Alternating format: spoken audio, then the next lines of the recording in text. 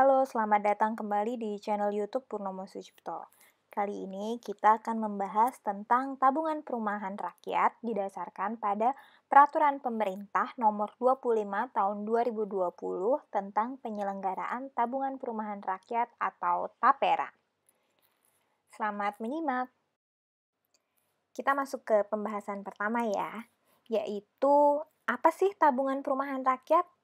Tabungan perumahan rakyat adalah penyimpanan yang dilakukan oleh peserta secara periodik dalam jangka waktu tertentu yang hanya dapat dimanfaatkan untuk pembiayaan perumahan dan atau dikembalikan berikut hasil pemupukannya setelah kepesertaan berakhir.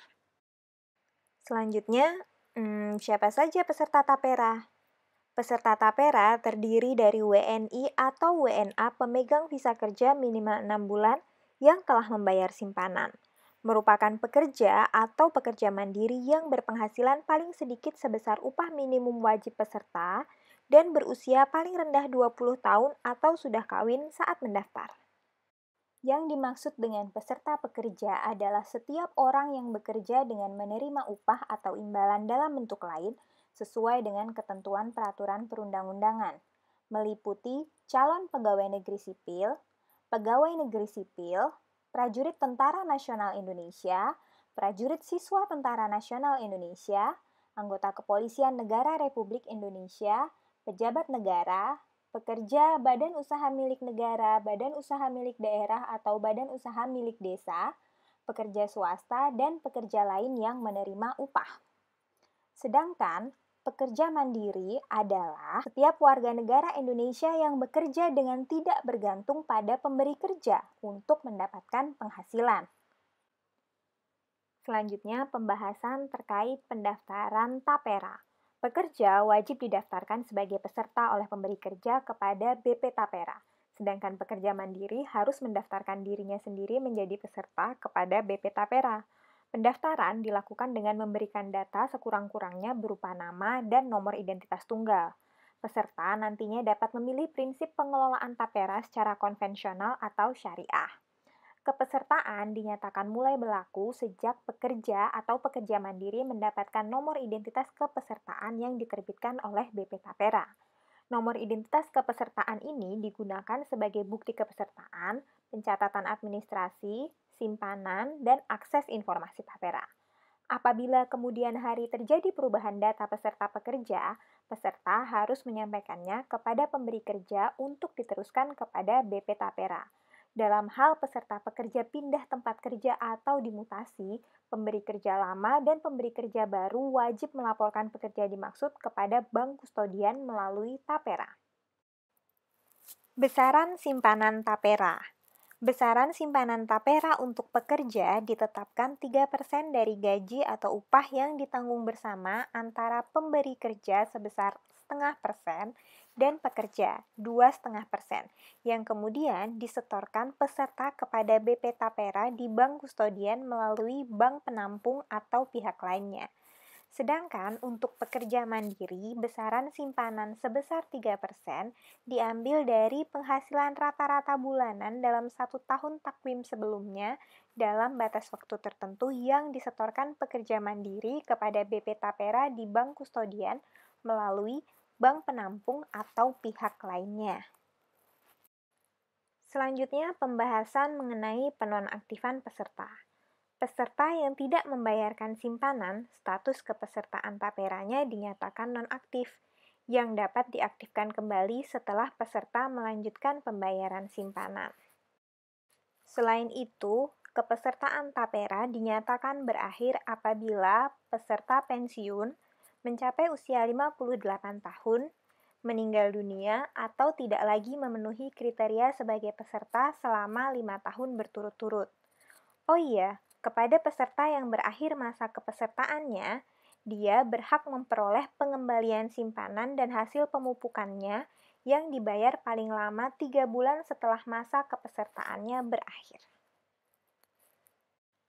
Jika peserta sudah menyetorkan dana simpanan TAPERA-nya, kemanakah dana ini dialokasikan? Dana simpanan peserta TAPERA dialokasikan untuk pertama, dana pemupukan, yaitu persentase dana tapera yang penggunaannya diinvestasikan melalui mekanisme kontrak investasi kelompok oleh manajer investasi untuk meningkatkan nilainya yang dapat dilakukan melalui prinsip konvensional atau syariah. Yang kedua, dana dialokasikan sebagai dana pemanfaatan, yaitu persentase dana tapera pada rekening dana tapera untuk pembiayaan dana perumahan peserta, seperti pemilikan rumah, pembangunan rumah, renovasi rumah, dengan tingkat bunga atau margin yang ditetapkan oleh BP Tapera lebih rendah dari perumahan komersial.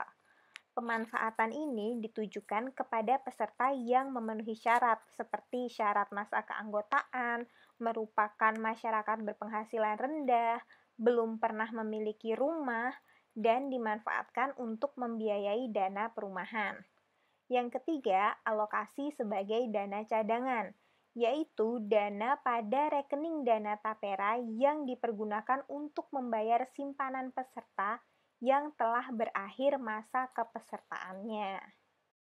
Terakhir, kita akan membahas tentang hak dan kewajiban peserta tapera. Pertama, hak peserta tapera.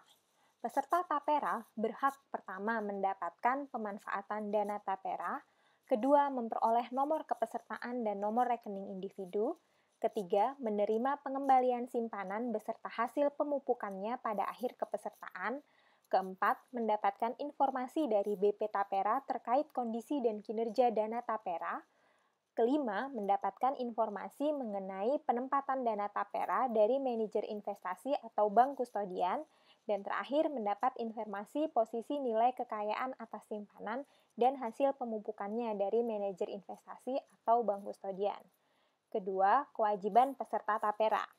Peserta tapera wajib membayar simpanan setiap bulan sesuai waktu yang ditetapkan oleh BP Tapera. Dalam hal peserta pekerja pindah tempat kerja, peserta pekerja harus memberitahukan kepesertaannya dalam program Tapera kepada pemberi kerja baru dengan menunjukkan nomor identitas kepesertaan. Demikian penjelasan mengenai penyelenggaraan tabungan perumahan rakyat atau Tapera berdasarkan PP nomor 25 tahun 2020. Semoga penjelasannya memberikan pencerahan ya. Apabila ada pendapat atau hal yang ingin ditanyakan, silahkan bagikan di kolom komentar. Jangan lupa like dan subscribe. Sampai jumpa di video-video selanjutnya. Terima kasih sudah menyimak.